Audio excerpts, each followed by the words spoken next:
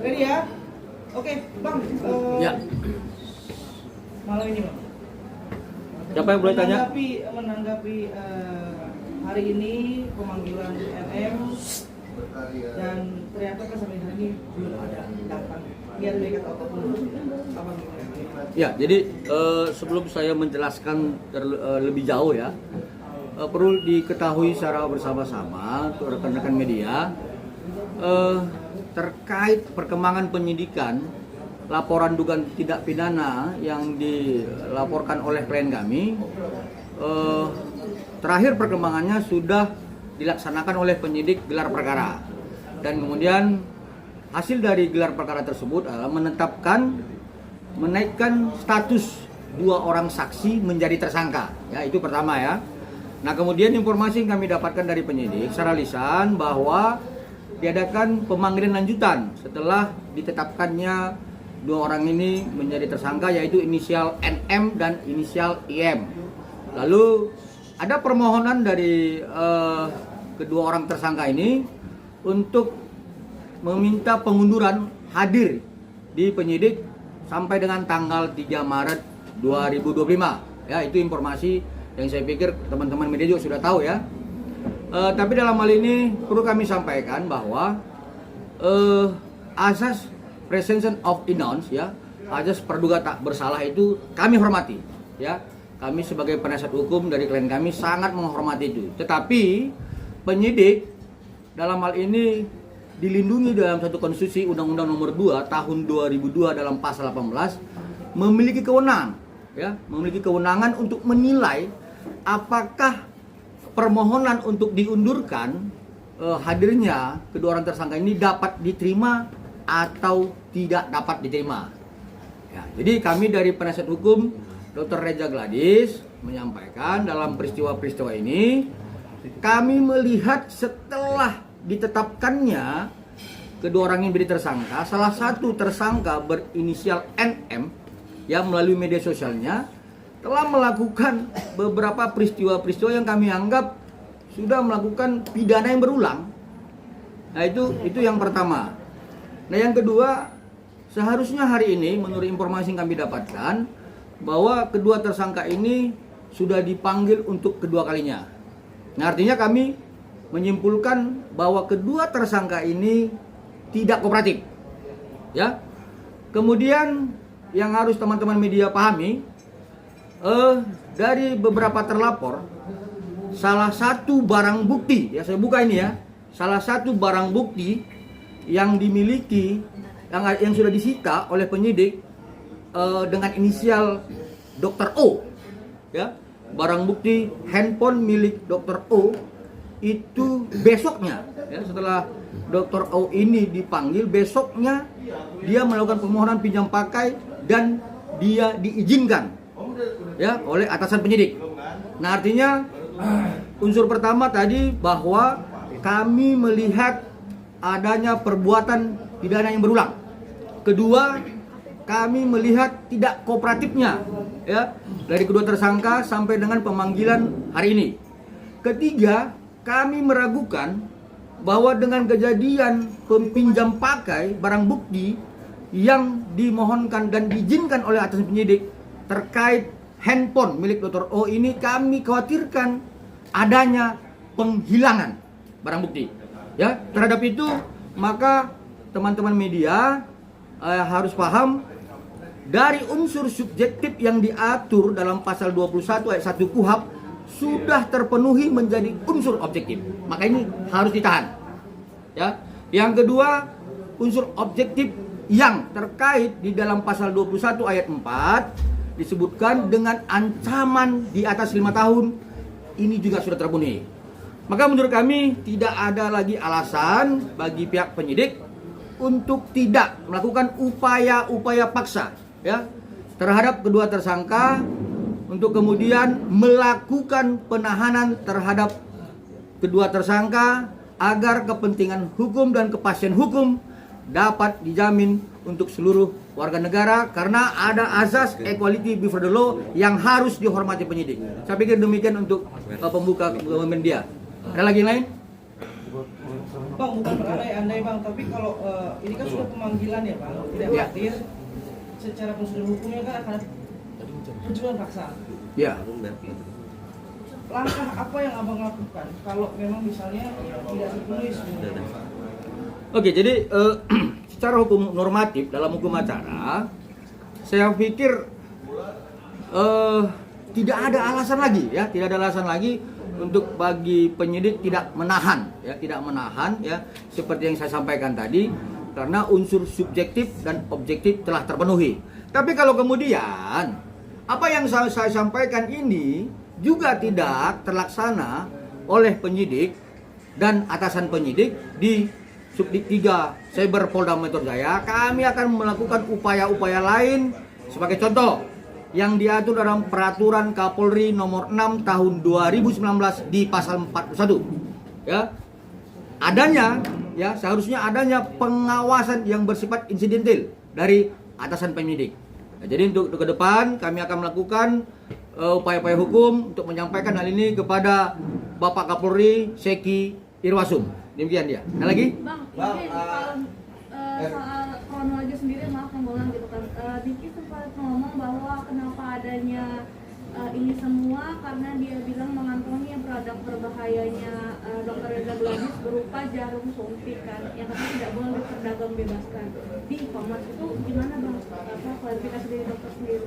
Baik, jadi sebenarnya ini kan sudah masuk dalam materi pokok perkara ya, tapi sedikit saya sampaikan.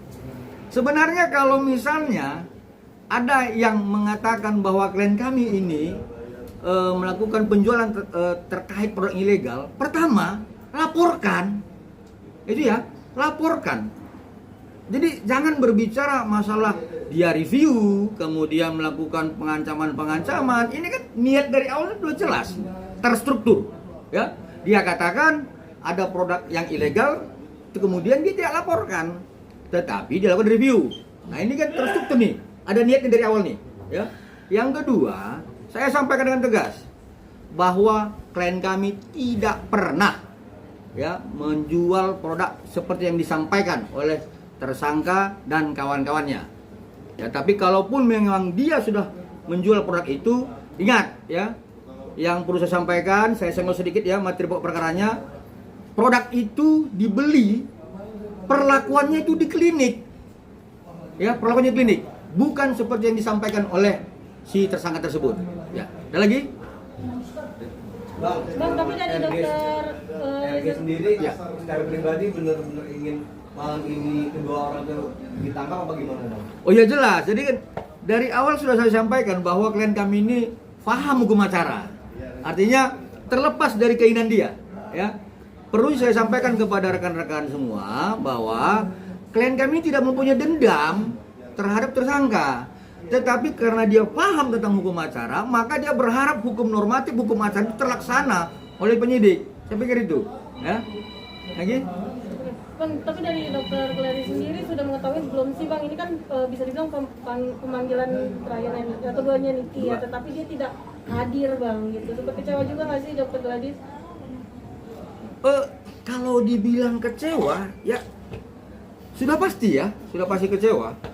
Kekecewaan ini bukan berdasarkan like dislike ya, tetapi kekecewaan seorang warga negara terhadap penyelenggara negara yang tidak melaksanakan hukum normatif. Ya, jadi klien kami ini kan saya harus sampaikan berulang kepada rekan media bahwa beliau ini paham hukum acara. Jadi kekecewaan dia terhadap penyelenggara negara yang tidak melaksanakan hukum acara. Ini kan pengangkangan terhadap konstitusi. Saya pikir itu ya, secara pribadi dia tidak dendam. Lagi? Jadi soal produk itu memang bukan dijual di e-commerce, tapi kalau mau melakukannya tindakannya harus dikritik seperti itu ya. Kuncinya begini ya, ini senggol-senggol sedikit ya. Pada intinya si pembeli membeli di e-commerce, kemudian diberikan voucher. Ya, cukup itu ya. Diberikan voucher, kemudian voucher dibawa ke klinik, lalu perlakuannya ada di klinik. Ya, jangan diperpanjang. Nanti saya masuk dalam materi pokok perkara nih, nanti penyidik ini agak marah sama saya ini. Oke, yang lain? Bang, kalau dokter Reza Gladys sendiri menuntut untuk NM ditahan dan satunya lagi atau uang yang part time itu dikembalikan Bang atau seperti apa? Oke, jadi kembali lagi kepada klien kami paham hukum acara ya. Jadi ini bukan soal uangnya atau yang lainnya, bukan. Tetapi ada unsur pemaksaan, kemudian adanya unsur yang terstruktur terhadap perbuatan melawan hukum dengan narasi overclaim dan pembohongan publik. Ini yang sebenarnya klien kami ingin ini tidak terjadi lagi ke depan. Ya, bukan soal yang disampaikan oleh ya masyarakat di media sosial, bukan seperti itu. Ya, saya pikir perlu saya pertegas kembali bahwa klien kami ini tetap berharap agar huru hara ini dapat segera berhenti dengan melaporkan para tersangka itu kepada pihak penyidik di Polda Metro Jaya. Saya pikir itu. Oke Bang. Bang, ini kan Bang begini. sendiri nggak mengharapkan uangnya kembali Bang ya? Pendekatan gitu. Kalau saya pribadi ya saya perlu dong kan. Tetapi kalau klien kami ini kan tetap mengacu kepada hukum acara. Soal itu biar nanti upaya-upaya hukum lainnya kami lakukan seperti gugatan perdata dan sebagainya. Seperti itu. Bang Bang, kembali ini kan untuk gini, Bang, part time masalahnya- atau lebih Bang karena kan pasti banyak kerugian kan dari dampak yang dilakukan oleh Sanjang sendiri. Ya, secara tidak pidananya, dugaan tidak pidananya itu jelas yang sebagaimana disampaikan oleh Humas Polda Metro Jaya itu sebesar 4M. Tetapi kerugian material dan imaterial yang lainnya itu pasti lebih. Nanti akan upayakan dalam gugatan perdata, ya. Bang, balik lagi Bang ke kronologinya sendiri kan ketika Bang Fahmi itu berstatement jika awalnya tektokannya hanya IM dan RG. Nah, tidak mengenal sosok RG, NM sendiri. Gimana nih Bang, memangkah dari awal Bang tektokannya sama IM baru kemudian ke NM atau seperti apa sih Bang? Ya, jadi memang rekan-rekan media ini kan suka kali masuk dalamnya. Tapi saya senggol-senggol ya. Sebenarnya peristiwanya itu ada 4 peristiwa hukum. 1 tertanggal 27 Oktober. Ya, ini peran utamanya adalah Dr. O. Oke. Kemudian peristiwa 13 November. Ya, terlibatnya tersangka dengan inisial IM. Ya. Kemudian peristiwa tanggal 14 terjadinya peristiwa transaksi dan pemberian. Oke. Kemudian peristiwa tanggal 27 November itu terkait Dr. S. Ya, jadi saya tidak masuk terlampau dalam. Inilah 4 peristiwa yang kemudian harus dikaitkan oleh penyidik untuk ya kembali saya beri tambahan ya. Sebenarnya saya juga sebagai penasihat hukum dari klien kami keberatan terhadap hanya ditetapkannya 2 tersangka seperti itu. Ya. Jadi seharusnya dengan 4 peristiwa yang sudah disampaikan oleh klien kami dalam berita acara pemeriksaan dan klarifikasi dan berita acara pemeriksaan tambahan lanjutan setelah para tersangka dan terlapor yang lainnya diperiksa, klien kami diperiksa lagi. Ya. Ya, saat itu saya juga curiga ini ada apa gitu ya. Tetapi klien kami menyampaikan dengan peristiwa yang sebenarnya dan kami beranggapan ya harus tidak boleh 2 tersangka di situ. Karena ada 4 peristiwa yang terjadi. Demikian ya. Oke, Bang, berarti ini sekali lagi bukan dalam waktu yang cukup singkat ya, Bang? Dimulai dari November berarti ya? Oktober, Sorry, 27 Oktober. Dimulai dari Oktober sampai November. 13 November. November, Desember, Januari, Februari. 5 bulan, 4 bulan ya, Bang? Kalau laporannya kan 3 Desember nih, 2004. 3 Desember. Kan karena kan banyak begini, banyak bilang, kok giliran yang ini cepet banget sih naiknya, statusnya segala macam gitu kan? Oke. Kalau sesuai dengan ketentuan hukum, langkahnya seperti apa? Atau memang cukup 2 alat bukti atau segala macam itu? Oke, baik. Jadi saya sampaikan kepada rekan-rekan media, banyak memang laporan masyarakat ya, lapor dugaan pidana ini prosesnya lambat, ya banyak seperti itu. Tapi ya saya harus sampaikan bahwa mungkin alat bukti dan barang bukti yang disampaikan oleh pelapor itu sifatnya kabur, ya obskaliber ya. Tetapi klien kami ini menyampaikan barang buktinya sebagaimana pasal 39 KUHP itu dengan terang benderang. Ya, kemarin Humas Polda Metro Jaya kan sudah sampaikan ada 9 barang bukti. Ya, hasil tangkapan layar percakapan ya, kemudian hasil rekaman dan sebagainya. Nah, 9 barang bukti ini kalau dalam pasal 184 KUHP itu dimasukkan ya, di-compare dia ketika ini sudah terpenuhi minimal 2 alat bukti, maka penyidik dapat menetapkan tersangka. Seperti itu. Jadi mulai tanggal 3 Desember kita buat laporan, kemudian tanggal 30 Desember itu kami menerima SPDP dan SP2HP bahwa sudah dilakukan gelar perkara dan dinaikkan status dalam tingkat sidik. Itu 30 Desember, berarti 27 hari ya. Artinya barang bukti yang terang benderang yang dikatakan Humas Polda Metro Jaya ada 9 barang bukti itu dalam waktu 27 hari divalidasi. Ya, divalidasi oleh penyidik. Sebenarnya kalau saya penyidik itu cukup 5 hari. Kenapa? Ini terang benderang. Ya, tetapi ya sudahlah. Ini penyidik saat itu kan ingin bahwa ini tidak ada upaya-upaya hukum prapit atau upaya hukum perawan yang lain dari ya tersangka yang akan ditetapkan dalam gelar perkara. Seperti itu dia. Nah, kemudian tanggal 30 Desember setelah kami menerima SPDP dan SP2HP, lalu 1 bulan kemudian dilakukan gelar perkara ya beberapa waktu yang lalu. Nah, ini kan sudah 1 bulan lebih. Nah, kalau banyak ada yang menyampaikan ini terlampau cepat dan sebagainya, saya pikir itu yang tidak paham hukum acara itu. Ya, yang pasti adalah barang bukti yang kami sampaikan itu terang benderang kemudian divalidasi dalam proses lidik menjadi alat bukti yang sangat terang benderang. Demikian.